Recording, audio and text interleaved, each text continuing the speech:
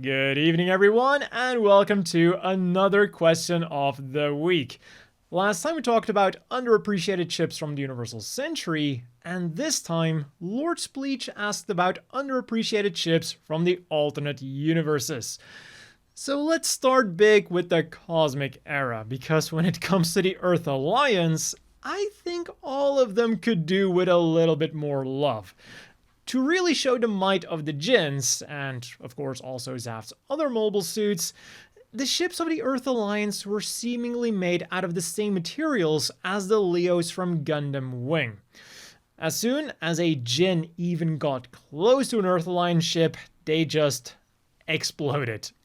Whether it was the smaller Drake-Class, the bigger Nelson-Class, or the even bigger Agamemnon-Class, it didn't matter. They were all equally fragile.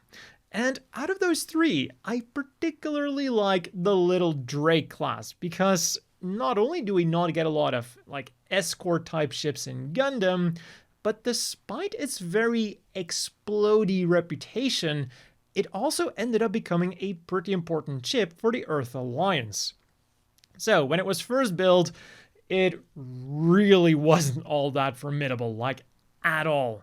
It was small, its weapons were weak and ineffective against mobile suits, and it only carried 4 mobile armors for extra protection.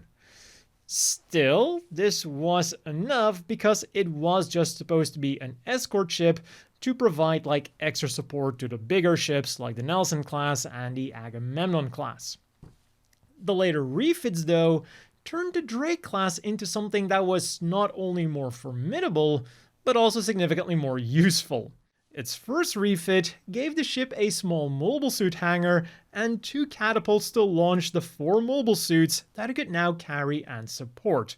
So suddenly, it actually had a meaningful presence on the battlefield, and it could actually do something, other than serving as target practice for the Djinns. But this usefulness wasn't really shown that well in the anime. And some of these refitted ships were then refitted even further with positron reflectors. These were, simply put, beam shields that could deflect anything. So now, these ships could protect key locations from enemy bombardment.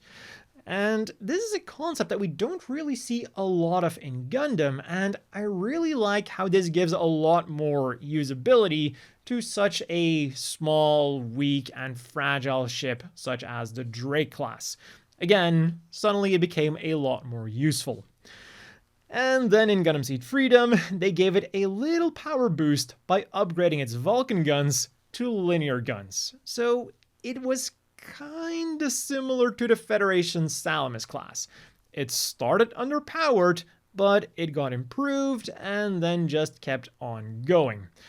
Unfortunately for the Drake class, though, this thing also just kept on exploding, whereas the Salamis would actually go on to become really formidable.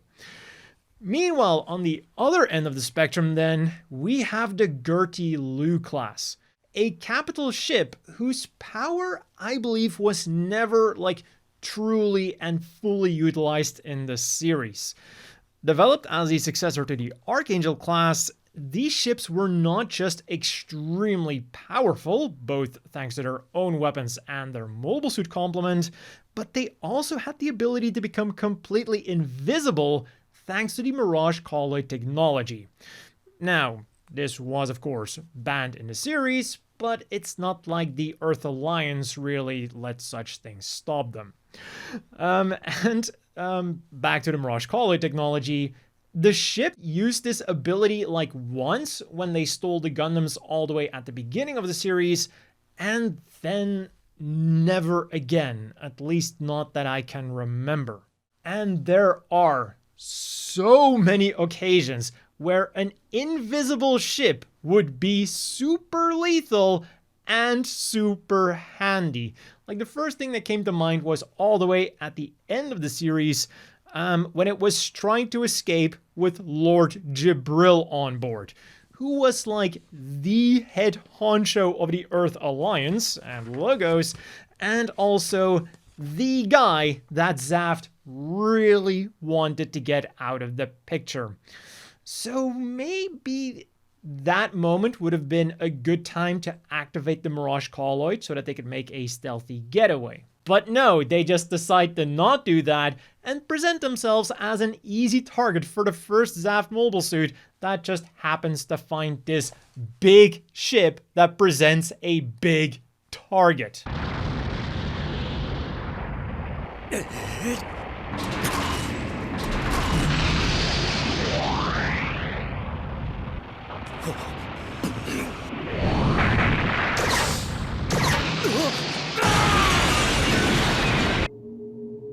Next then, we have something quite different, the Supersonic Transporter. And to prove my point that this thing is ever so slightly underrated, I wonder how many people actually know what the Supersonic Transporter is by name alone. But I think you'll all know what I'm talking about when I say that it's the blue jet that was used by Zex and friends. I think that if you're a mobile suit squad operating on Earth, this might be one of the best vessels to have. For starters, even though it can carry up to 3 mobile suits, it can still go supersonic and reach the upper layers of the atmosphere. So it can get you to the battle quickly and it can bail you out quickly. And in worst case scenario, it can also land on water. And secondly, it also packs quite a punch.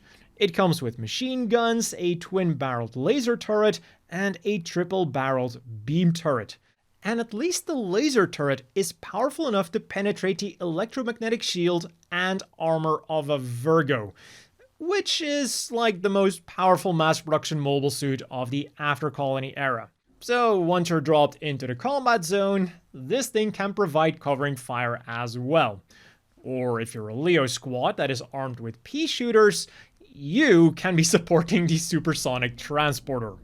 Truly an amazing vessel for Spec Ops units. Also, it's like one of the sleekest and coolest looking aerial mobile suit transporters because many of the other aerial transport planes that we see in Gundam aren't quite as streamlined.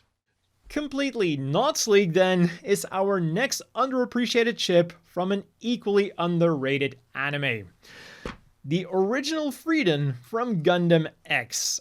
I don't know what it was about those giant land ships from Gundam X, but they really spoke to my imagination. The idea of being like a vulture and commanding your own giant hovercraft base that can basically go anywhere it wanted, whether it was on land or on sea, really was just such a cool concept.